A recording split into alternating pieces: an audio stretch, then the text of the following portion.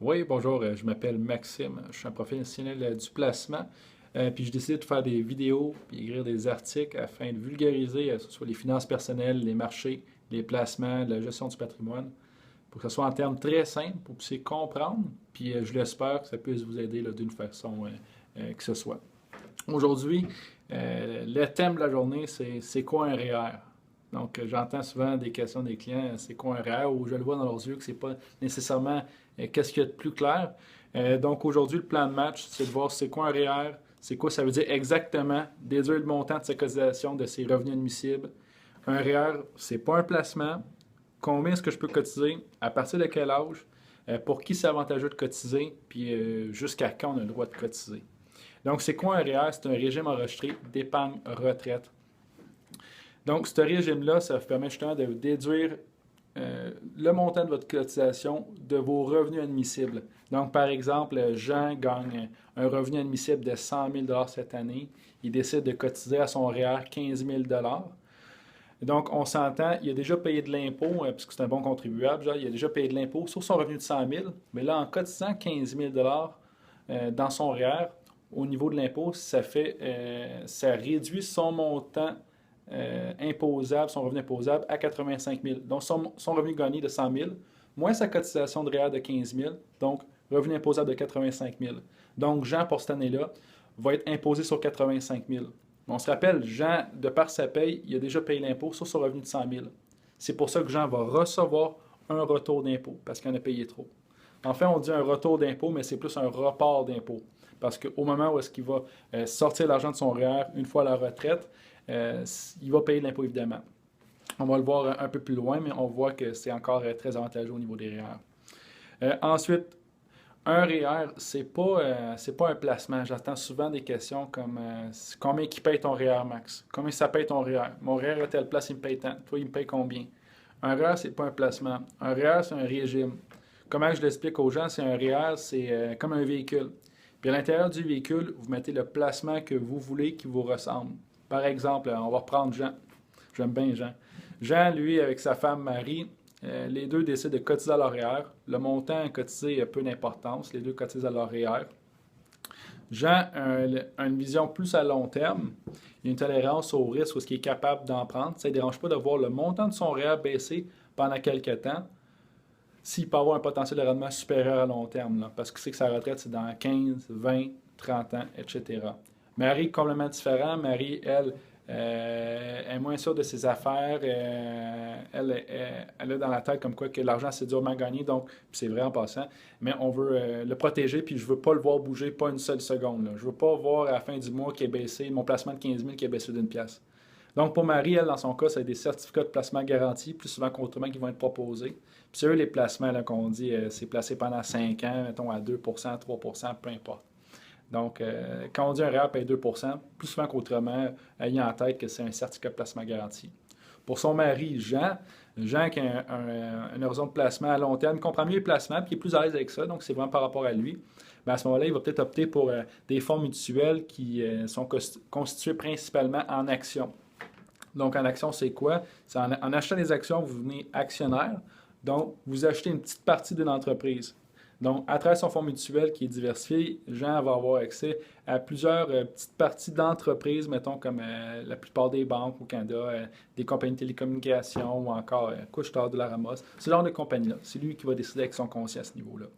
Donc, Jean, à court terme, même à moyen terme, long terme, il est capable d'accumuler d'absorber plus de risques, pardon, parce qu'il sait qu'à long terme, il y a un potentiel de rendement beaucoup plus supérieur à ce que sa femme Marie peut avoir avec son certificat de placement garanti. Parce qu'on s'entend, un certificat de placement garanti, si on veut que notre argent soit garanti, ben, le prix à payer, c'est le rendement. Puis le rendement, Marie, ben, elle a le rendement le plus faible qu'on peut avoir pas mal dans les types de placement. OK, donc, le REER, ce n'est pas un placement en soi, c'est un régime. Et là, j'ai vraiment pris deux extrêmes. Là. J'ai pris l'extrême de la personne qui avait une grande tolérance au risque avec Jean et ses actions. Puis on avait Marie à l'autre extrémité qui avait une tolérance au risque très très faible, puis était certificat de placement garanti. Mais il y a de la place pour chacun de vous entre les deux extrêmes, évidemment. Là. OK? Ensuite, combien je peux cotiser? On peut cotiser 18 de votre revenu admissible à chaque année, moins votre facteur d'équivalence. Donc ça, c'est ceux qui ont des fonds de pension chez une compagnie privée. Pour faire en sorte que la personne, mettons, qui est chez Hydro-Québec avec son fonds de pension, elle ne peut pas cotiser en plus au maximum de ses REER puis en plus au maximum de son fonds de pension chez Hydro, tandis que l'autre personne, à côté, elle a juste droit à son... Elle peut juste cotiser le maximum de ses REER, mais elle n'a pas de fonds de pension. Donc, c'est vraiment, le gouvernement décide de faire ça, un équilibre entre les deux. Cette année, le maximum de cotisation à 18 % c'est environ 25 000 donc 25 370 que quelqu'un peut contribuer là, à son REER. Okay? À partir de quel âge on peut contribuer au REER? Dès qu'on fait de l'argent, dès qu'on a un revenu admissible, on peut contribuer à notre REER. Ça jusqu'à l'âge de 71 ans, où est-ce que c'est la dernière année, où est-ce qu'on peut cotiser dans notre REER à nous. Okay? Mais c'est pas parce que vous avez 14 ans, 16 ans, 18 ans, 19 ans que vous avez contribué à vos REER. Là.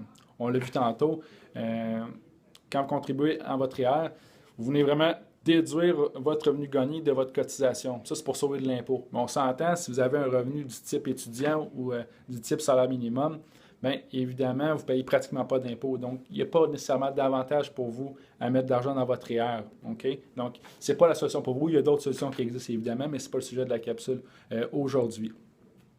Ensuite, pour qui c'est avantageux de cotiser dans le REER? Bien, pratiquement tout le monde.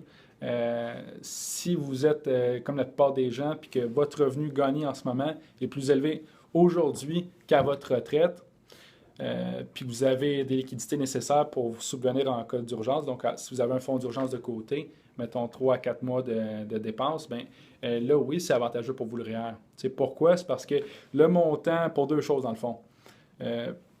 Le montant que vous cotisez, vous allez recevoir un plus grand report d'impôt, un plus grand retour d'impôt en ce moment, parce que votre taux d'imposition marginale est plus élevé. Donc, vous allez recevoir un plus gros retour d'impôt maintenant, parce que vous gagnez un plus gros salaire, que l'impôt que vous allez avoir à payer lors de vos retraits à votre retraite, parce que votre salaire va être plus faible. Donc, en termes généraux, vous allez recevoir un plus gros report d'impôt en date d'aujourd'hui avec votre salaire qui est plus élevé, qu'à votre retraite quand vous allez faire votre retraite, votre REER, avec un revenu qui va être moindre.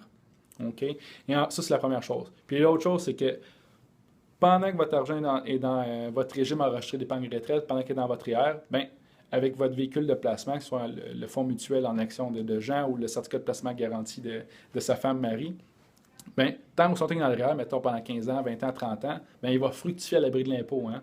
Ça veut dire quoi? Ça veut dire qu'à chaque année, vous n'avez pas besoin de dire combien que votre REER vous a rapporté. Là. Le gouvernement dit ça, c'est à vous, cet argent-là. Vous ne payez pas d'impôt jusqu'à temps que vous vous retirez à la fin. Donc, c'est intéressant. Si vous avez 20 ans, 30 ans sans payer d'impôt, puis une fois que vous vous retirez à la retraite, quand vous retirez votre montant, bien, vous payez moins d'impôt lors du retrait que lorsque vous avez cotisé. Fait que ça, c'est très avantageux à ce niveau-là. Là. Jusqu'à quand on peut cotiser cette année? Donc, là, on est en 2017. Vous avez jusque dans les 60 premiers jours de cette année, donc jusqu'au 1er mars de 2017, pour cotiser pour votre année 2016. Donc, ça veut dire quoi? Ça veut dire qu'on peut cotiser pendant 14 mois pour une même année. Souvent, les gens, la plupart des gens, là, 80% mes clients vont cotiser cette année en janvier ou février. Là, c'est retardataire, effectivement, mais ce n'est pas un mauvais plan non plus parce que vous cotisez là en REER, puis vous allez recevoir votre retour d'impôt, votre rapport d'impôt d'ici quelques mois, là, mettons au mois d'avril, mai. Donc, à ce niveau-là, c'est avantageux.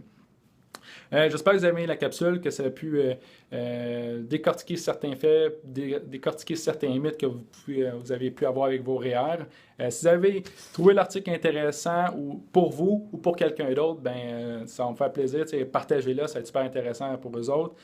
Si vous avez des questions juste pour avoir plus d'informations, je vous invite à m'écrire à maxime.houle@bnc.ca, maxime.houle@bnc.ca. Sur ce, je vous laisse.